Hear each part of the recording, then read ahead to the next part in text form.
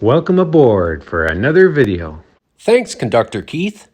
The purpose of this video is I was tired of staring at this locomotive on the shelf. Well, in a manner of speaking. Dan Rousel on Vancouver Island passed this locomotive on to me with these two cars as part of an original set from 1923. So this train set is 102 years old. Dan is a very excellent fine-scale modeler. So he didn't have a purpose for an old toy train like this. It arrived in my hands about 4 or 5 years ago as a shelf queen. Not a gig, not a whimper out of it when you put it on the track. I generally don't like shelf queens of this vintage. I like to see them run. So I'm just going to take it apart, see what's what, and see what I can do. So I thought that whilst I would work on a 102-year-old locomotive, I would use my old tools. Just kind of feels right. Before I could hope to fix this locomotive, I had to take stock of what was wrong. First of all, the wires were all rotted, in some cases corroded so much they even fell off. The motor brushes had crumbled away. Some of the parts of the assembly that hold the motor brushes against the commutator were absolutely missing. And at some point, someone had used a non-original screw that was too long, and the tip of that screw poked into the coils of the motor assembly's stationary electromagnet, thus shorting it out. Wire used to go through that, and there were brushes on the other side. I don't know that I can get brushes for an engine that's 102 years old. So these are Marks brushes that I have. I've got a bunch of these, old Marks brushes, and I'm going to see if I can make the holes bigger and jury rig them in there. I decided to drill a hole through to pass a wire through it. Just pass a wire through it and cinch it tight. Do the same on that one. I'm going to cut this shorter and solder a wire straight to that and the other one right to the body. Now the idea here is that this goes over this, right? And then there's a plate that goes over top of that that has the bearing for the motor to hold everything in place. And I have a spring I'm going to put right here to press this down on that. I actually used a G-scale KD coupler spring cut in two. Theoretically, this should work. The spring is holding that brushes tight to the engine, to the motor. Interestingly enough, it's so smooth and these wires are stiff wires. I don't think that I need to put a piece here to keep that from turning around. I don't think it will. I think the wires are going to hold it. Okay, so it's moment of truth. So before putting it all back together, 102 years old now. Let's see. Ooh. Look at that. What?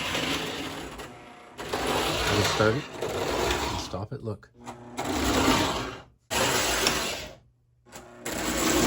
Cool. Okay, so now the locomotive runs, but the only issue is the couplers are missing.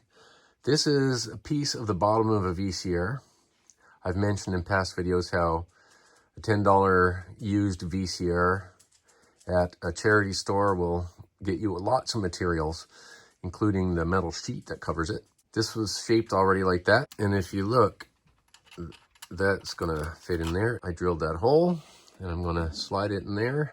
So I discovered this V shape it has to fit in. So then I had to cut it into this shape so that it fits right in there. The locomotive was originally purchased with this Dominion Flyer Line baggage coach, Canadian National Railways. I think it was 1914 when American Flyer first had a rail car that they named something other than American Flyer, and that was Illinois Central, I think. 1923, for the Canadian market, they cataloged this set. Came with this coach.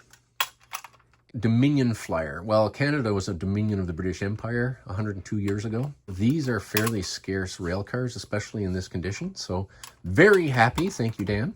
Here we are again. Used to have red around the windows, which is mostly rubbed off, but the lettering is still there. I don't have a light bulb to fit in there right now.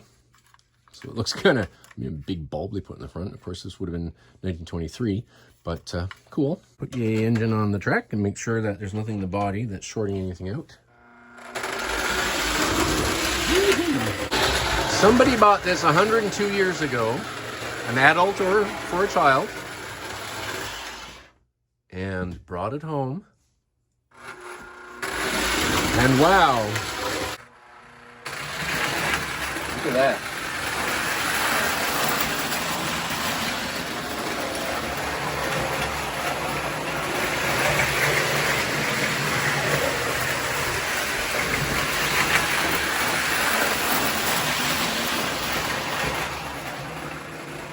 along fairly slowly.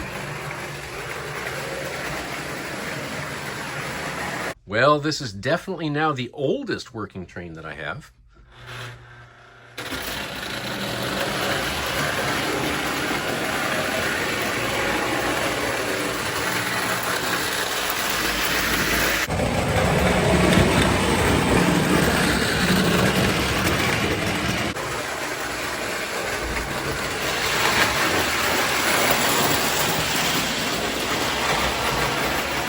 Just to add to the fun, here is a 3-car set of Hornby, vintage British O-gauge Hornby cars that a friend John in Scotland gave me. This one is the LMS, London Midland and Scottish Railway, and this is a Renault FT 17 tank from World War I. This is a Kobe bricks model. This one is slightly overscale for O, but you know, these trains are hardly scaled to start with, so it looks kind of right. So why don't we take a few moments and go back to 1923.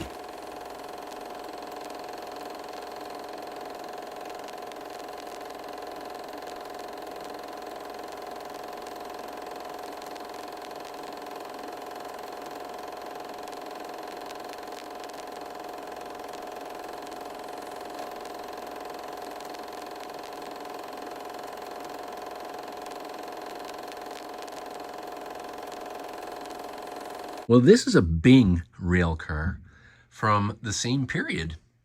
And by happenstance, my funny little coupler there will work. Now, Bing was a German toy maker, a very famous one.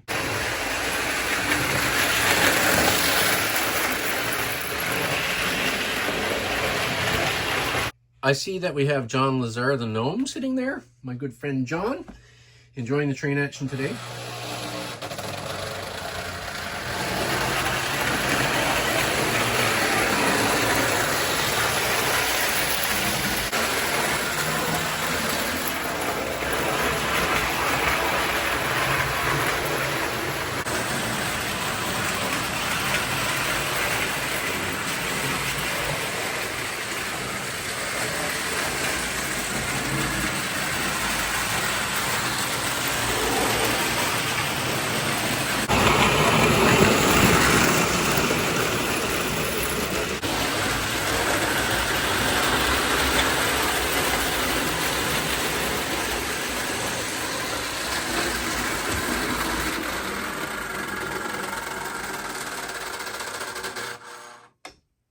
Thanks, Dan, for the train.